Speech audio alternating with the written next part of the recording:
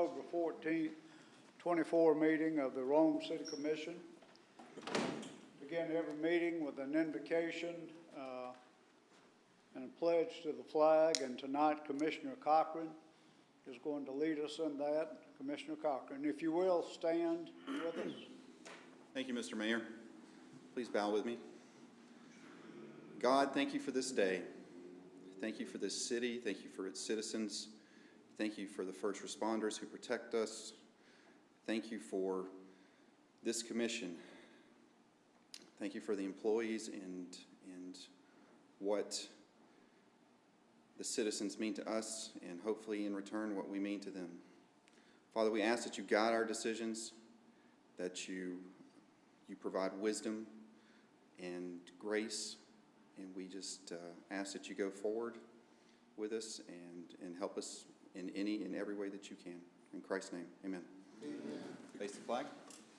I pledge allegiance to the flag of the United States of America and to the republic for which it stands, one nation, under God, indivisible, with liberty and justice for all.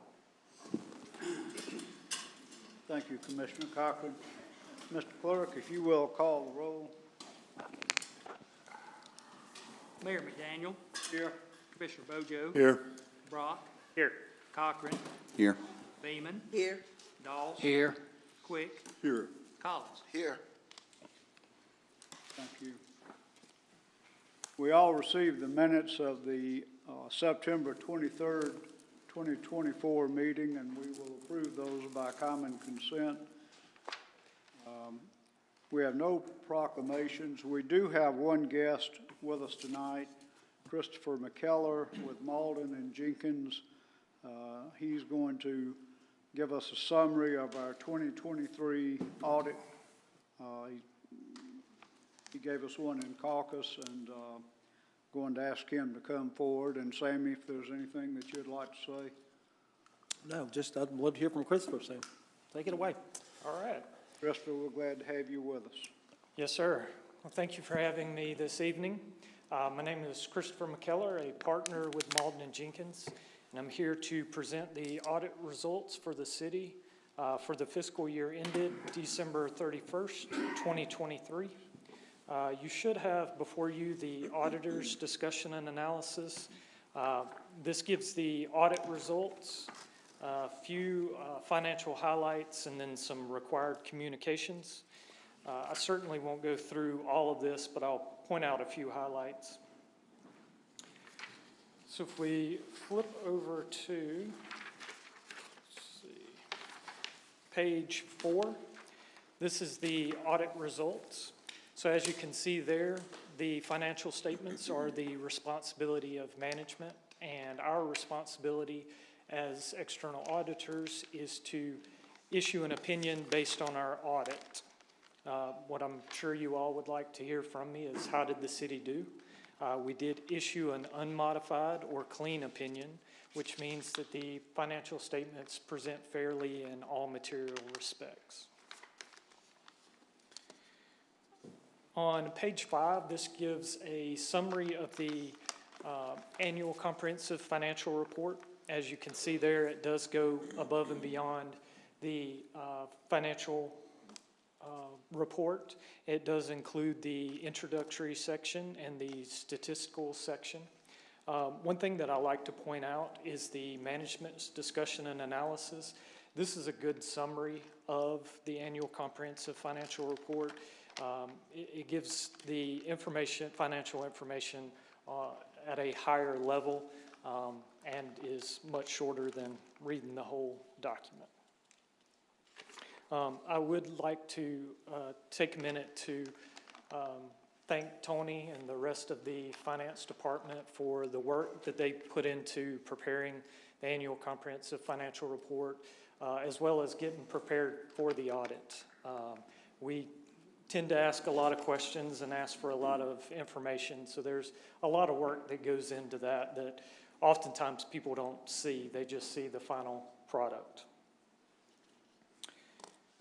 Let's see, beginning on page 6, just a few financial highlights. The net position for the governmental activities did increase approximately $5 million during the fiscal year ended December 31st, 2023. And the business-type activities, proprietary funds, increased approximately $178 million, although a large portion of that was related to the settlement received during the fiscal year. So not something that you'll get every year. On page 7, there's a few charts there, one of which is general fund revenues. As you can see, taxes make up approximately 84% of all general fund revenues, where general fund expenditures, the general government is approximately 32%, public safety 38%, and then public works 24%. So that's a majority of the general fund expenditures.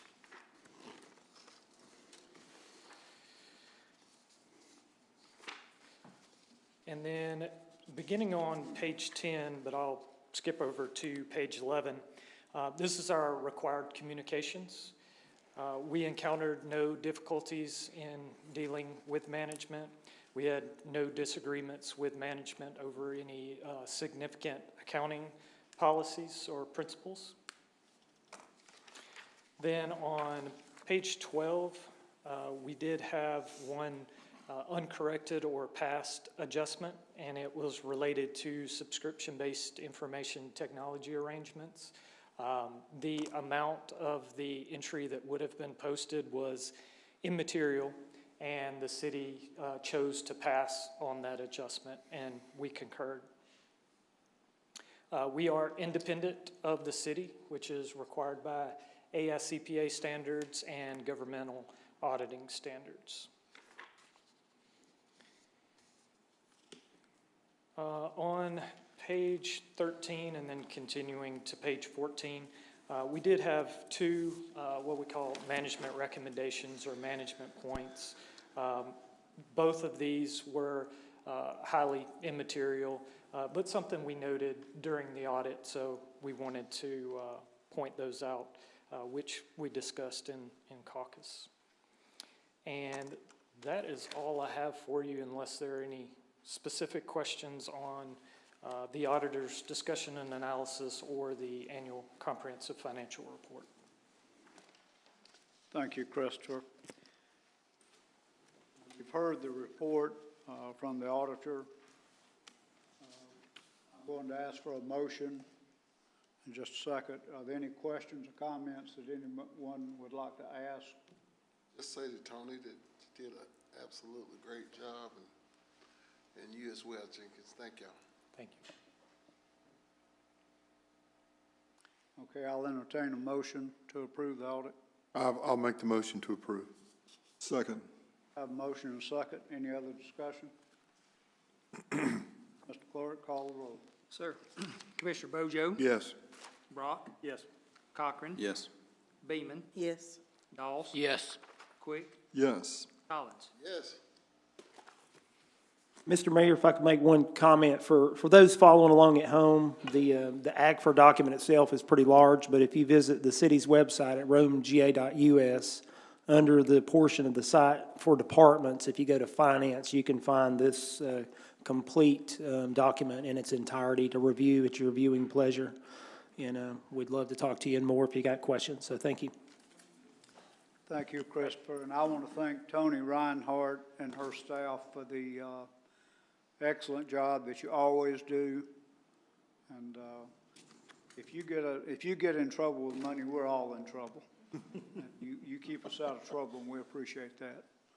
And I know you take it very seriously. So thank you very much. Mayor, just to follow up on what Sammy said, we have a monthly finance committee meeting, and they are open to the public. So if you have any questions on how things work, come to one of our meetings. Thank you. I'm glad you said that. Thank you. We have no resolutions. We do have one item on first reading. I call on Commissioner Quick. Thank you, Mr. Mayor. It's item Z24-10-01. It is a request to rezone from office institutional and heavy industrial to light industrial for the properties at John Davenport Drive and 100 Armstrong Street, Rome, Georgia 30165. Floyd County tax parcels I-13W509 and I-13Z018. Comes with unanimous recommendation from the Planning Commission.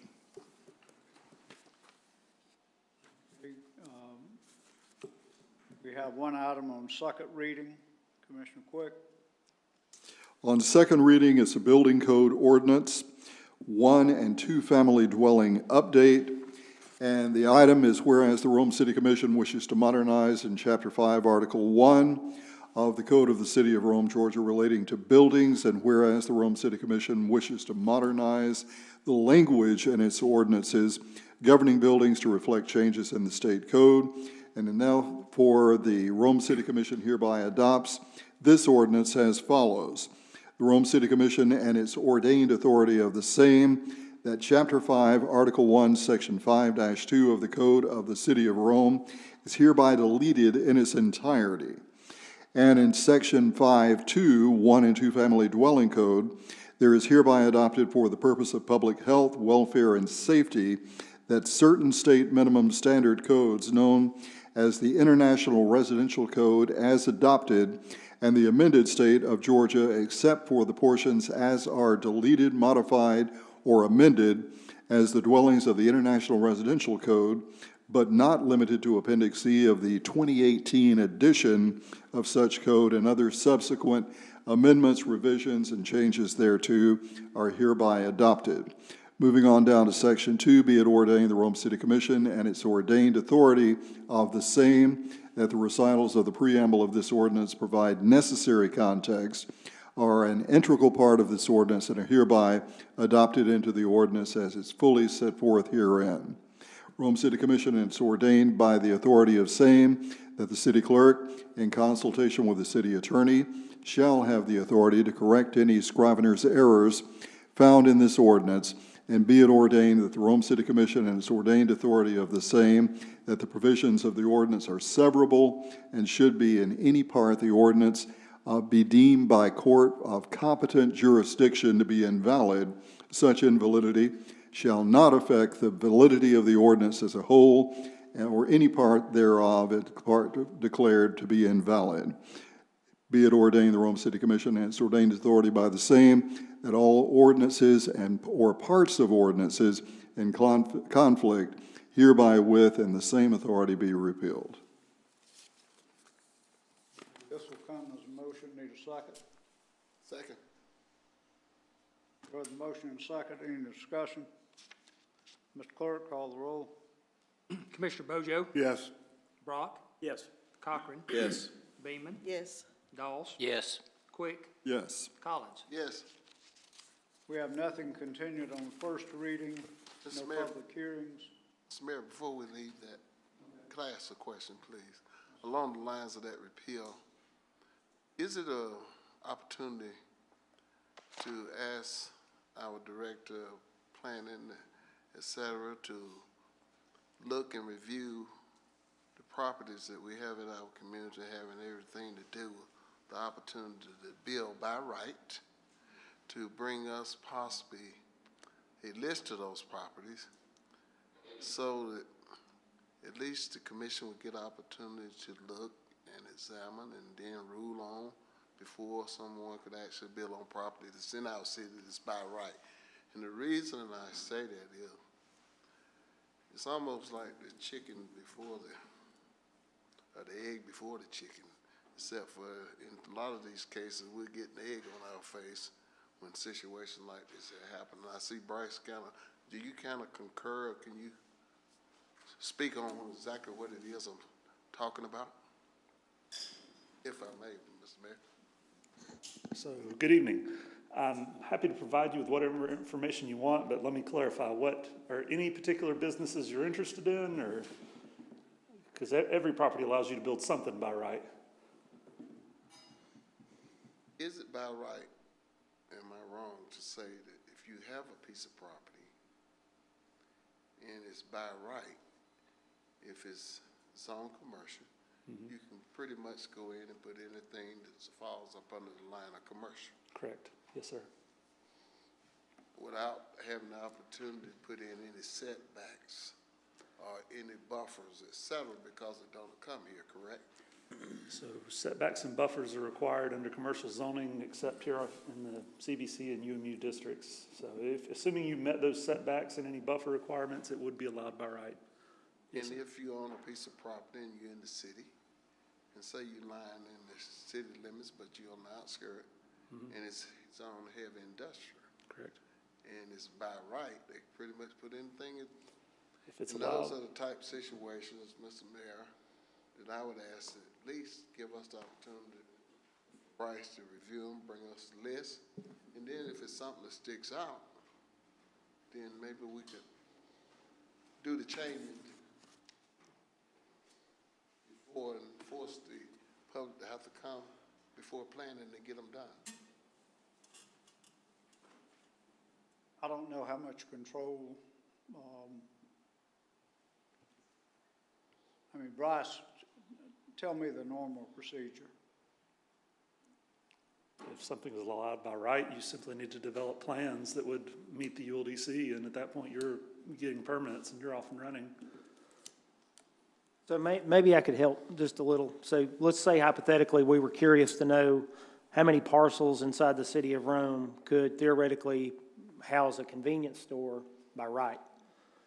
By an exercise of our GIS system, we could pretty quickly go in and query these parcels and come back with a report to say, we found, I'm making this up, 1,000 parcels that are at least this minimum square footage, and they appear to be vacant, and/or they've got the possibility to house a convenience store. We could easily do something like that if that's the kind of if that's what we're talking about, that kind of report. And could by law, could we actually change those or just simply like we just did repeal? Great question. And so when we're talking about that, then you're getting into the meat of a ULDC amendment, to whereas maybe in the uses table that it might be that we no longer want, let's say, a convenience store to be a use by right. Maybe in the future, and within the ULDC revisions, we've got a different way of looking at some of those things that have become more of interest as we've evolved as a community. What I'm Yeah. looking for, Mr. Yeah, we can certainly report plenty of that. I think the city of Cedartown a couple of years ago tried to put a moratorium on convenience stores within the city limits. I think convenience stores and vape shops. I'm in the real estate business, and I sold a building. I had a building under contract, and the guy that was going to buy the building found out there was a convenience store. So I talked to a city commissioner down there, and I said, I don't think you can do that legally. She said, well, we're going to find out. Well, I thought about a situation where I felt really bad after casting my vote against the situation when Mr. Rhymeton come up here. And I almost picked up the phone the other day and apologized to him because I had not a clue that the property right across the street was a by right property. Took the exact same, almost looked like plans he had, and just set it right across the street. We never got an opportunity to have an opinion. And I felt real bad sitting in that seat, this seat, and not even knowing that it possibly could even happen. So Commissioner, one of the things would be, I assume they're going to have a beer in this church. So what's the requirement in terms of the distance from the business to the church? Well, first of all, I don't believe they've applied for a license yet, but assuming they're going to be a convenience store, typically convenience stores do sell beer, and often they have COAMs, coin-operated amusement machines. Both of those products require distances to protected institutions. Churches and schools are two of those. But the magic number for both beer package sales and COAM operation is 300 feet, both a school and a church, and that's measured via the nearest legally traveled route. And front door to front door? No, sir, it's front door of the convenience store to the nearest property line of the church or the school. Joe, remind us again what percentage of sales have to meet with the percentage of the machines?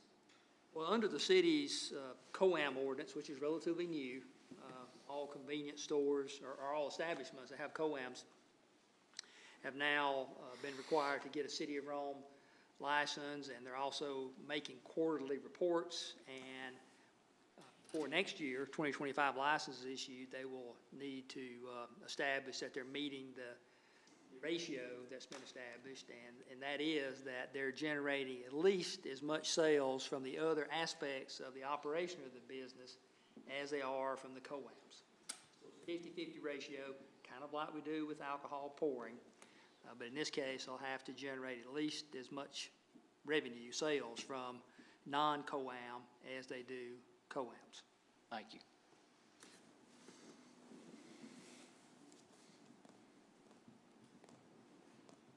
Commissioner Collins, what you would like is to know which properties have the potential to become convenience stores. Absolutely. That's an easy, Sammy's right, that's an easy one to map. So, Thank you, Bryce. yes, sir. And Bryce, Yes. could I also mention that, just for clarification, by right doesn't just open you to do whatever you want to do. No. By right means, as long as you follow all of those requirements as outlined Correct. in the ULDC. Correct. So just that idea of by right is not just wide open. That means by right, if you meet all of those requirements, you do it by right. Following up on what the commissioner just mentioned, there are such times as I've experienced where by rights have put those same commercial business, whether it's heavy industrial, in the areas where it doesn't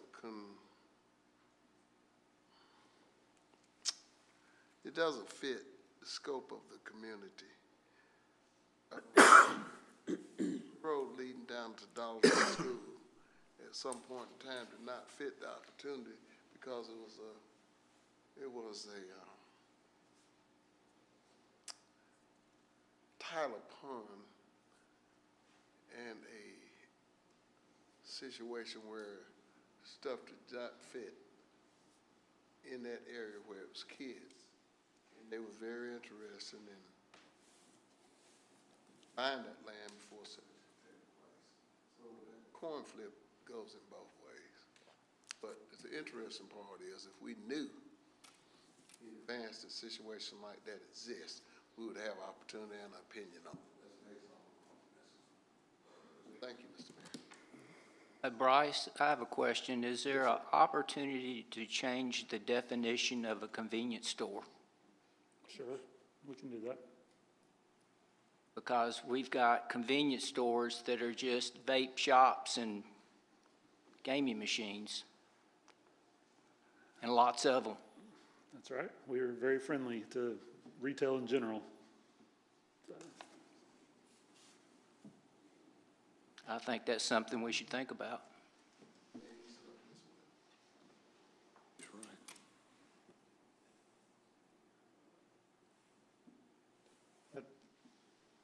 I think that's where we had to sit down and have a long conversation with our attorney.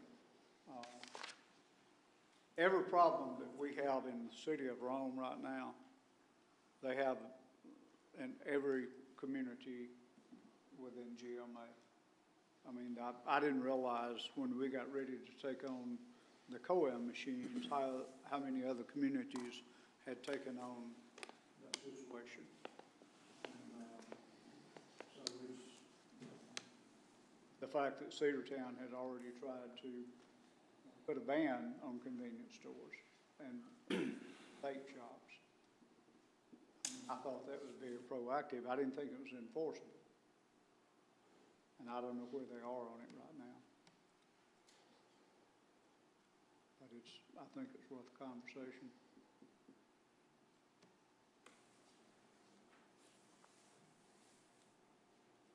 Thank you, Bryce. Yes, sir. Thank you, Bryce. All right, City Clerk. No report, Mr. Mayor. City Manager.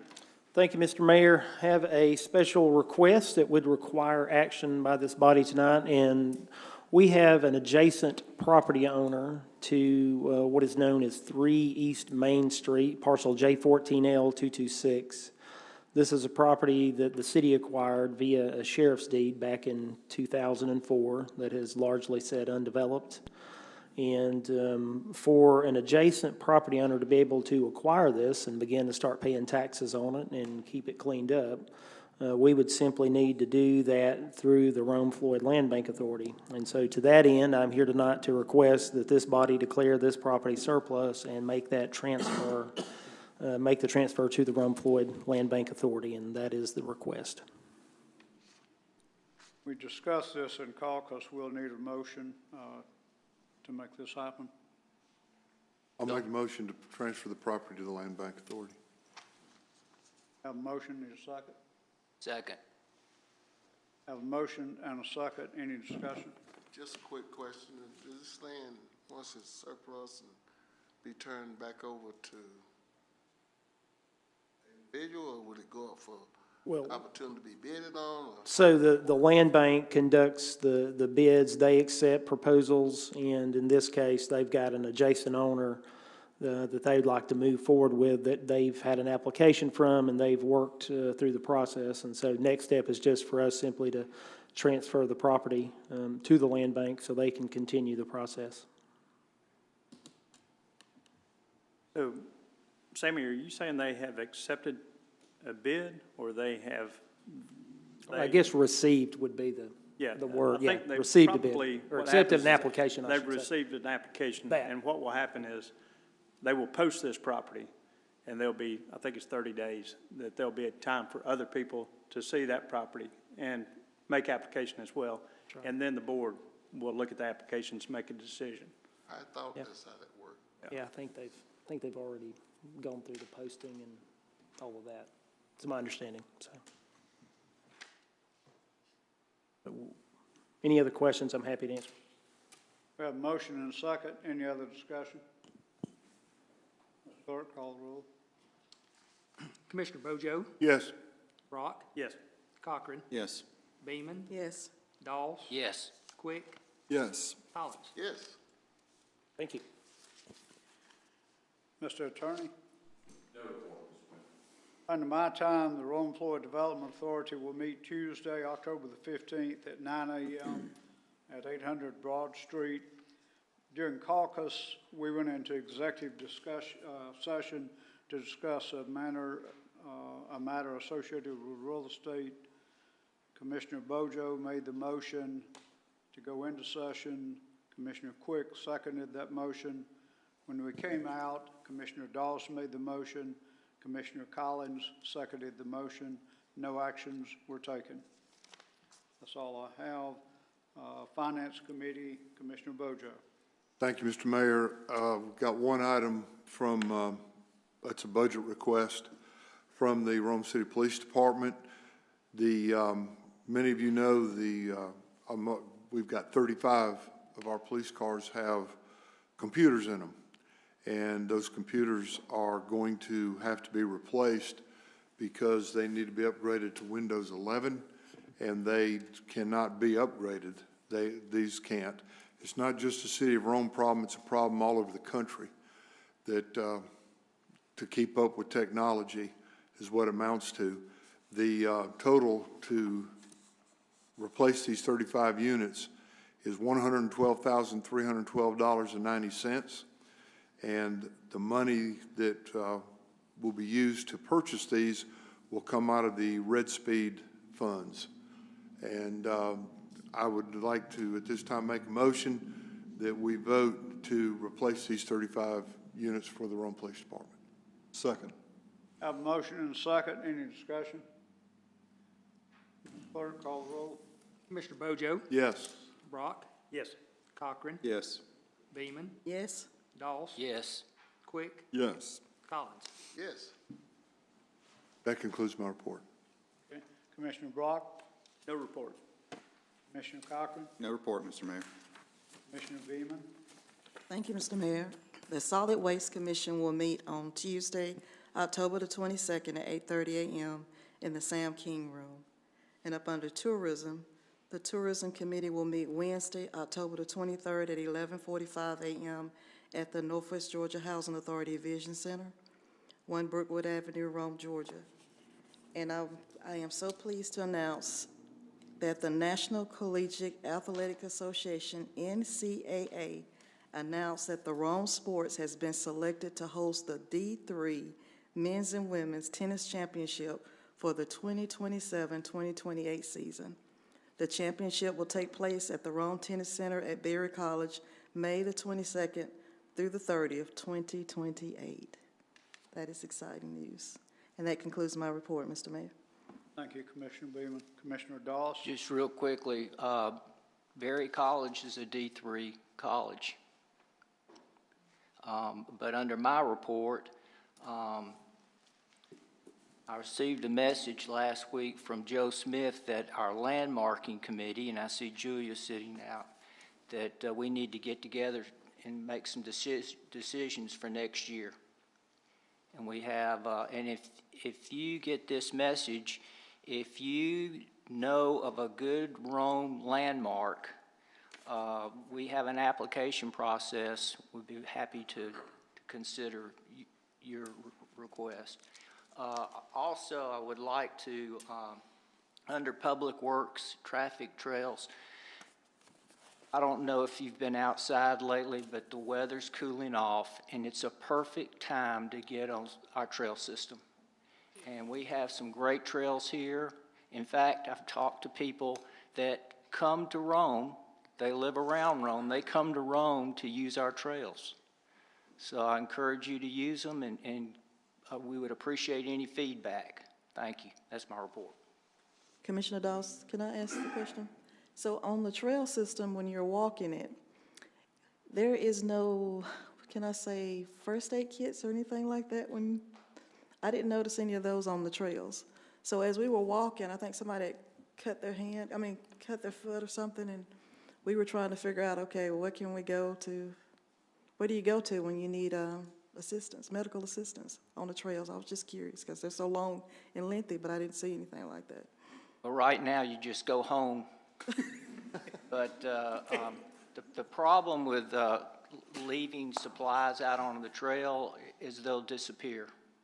And so that's a great point, Commissioner Beeman, but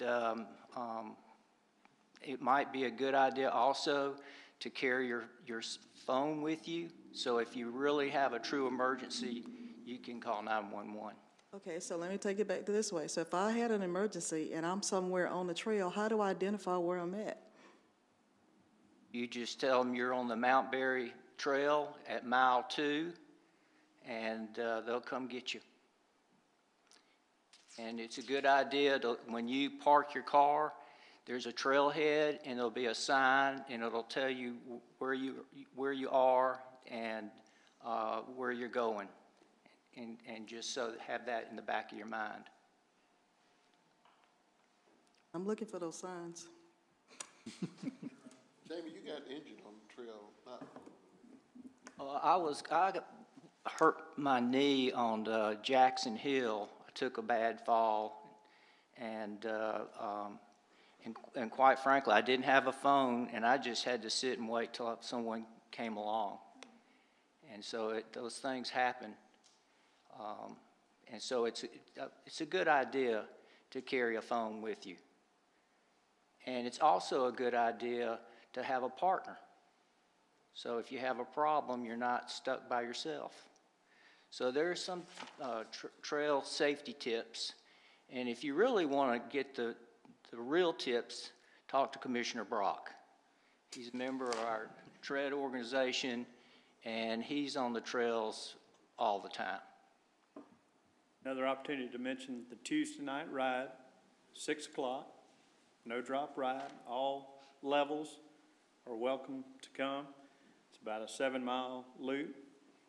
So we welcome Julie's a regular, Bryce has been. So we usually have between about 15, 20 people, but it's an opportunity for you to learn some of those trail etiquette things to learn about where you are on the trail, and so that if you do have situations like that, you know how to identify where you are. So come on out tomorrow at 6 o'clock. Thank you, Mr. Mayor. Thank you, Commissioner. Commissioner Quick? Thank you, Mr. Mayor. Committee on Committees has second reading tonight for a Board of Adjustments appointment, and that is the name of Andrew Seville, and we make that in a motion tonight that he be appointed to the Board of Adjustments. Have a motion, need a second? Second. Motion and second, any discussion? Mr. Clerk, call the roll. Commissioner Bojo, Yes. Brock, Yes. Cochran, Yes. Beeman, Yes. Doss, Yes. Quick, Yes. Collins. Yes. Thank you very much. And General Administration Committee will meet Tuesday, October 22nd, 11 a.m. in the Carnegie Training Room. That will be followed immediately by the Pension Committee. And one item I wanted to check with Mr. Mayor and Mr. Clerk, on the 1 and 2 family dwelling update, we didn't actually take a vote on that. Do we need to actually have a vote?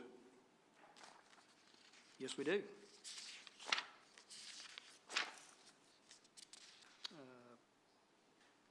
I thought we had a motion. You made a motion to adopt, and Commissioner Collins seconded. Yes. And We had a discussion, yes.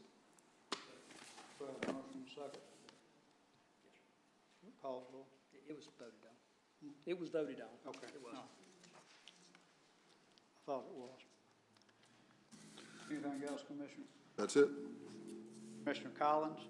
Thank you, Mr. Mayor. The Northwest Regional Commission will meet this on 17th at 11 a.m. in the Rome Civic Center. This Thursday. Rome Parks and Rec will meet October 15th at 12 p.m.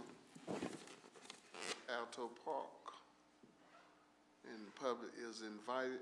On a quick note, Mr. Manager, I got a call, received a call from Ms. LaVeda Dillard this week informing me that her nephew, which was a 38 to 40-year employee here with the City of Rome Police Department, Mr. Solomon, passed away. I think it's Wednesday, Alvin. You're right, Sean. My dad used to be a policeman. Yeah, I understand he trained two of our former chiefs, Chief Snow as well as our current chief now. His name fit him, Solomon. Really did. That's all I have, Mr. Mayor. Thank you. Commissioner Robinson's not here. He has one committee report. The Alcohol Control Commission will meet on Monday, October 21st at 5 p.m. in the commission chambers. And if there being no other business before us, we are adjourned. Thank you.